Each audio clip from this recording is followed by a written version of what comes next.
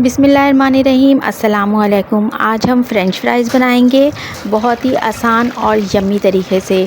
तो लंबा लंबा काट लेंगे हम इसको। आप मशीन अगर आपके पास हो तो आप उससे भी काट सकते हैं।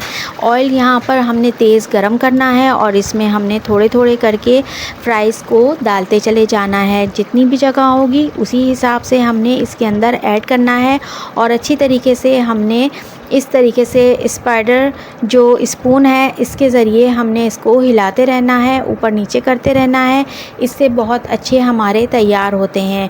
और इसको हम थोड़ा सा जब ये फ्राई हो जाएगा तो इसको हम निकाल लेंगे और ठंडा करेंगे।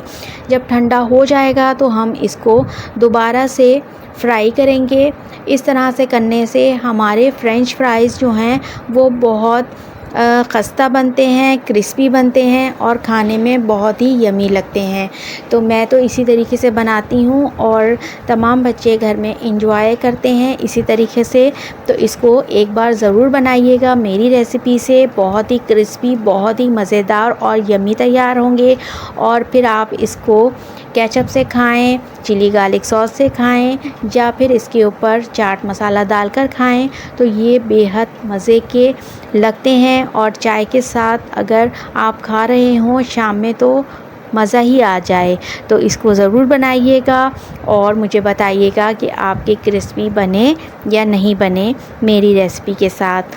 तो देखिए हमारे झटपट से ये फ़्रेंच फ्राइज़ तैयार हो रहे हैं और आप देख सकते हैं कि ये कितने मज़े के लग रहे हैं। तो इसे ज़रूर बनाइएगा।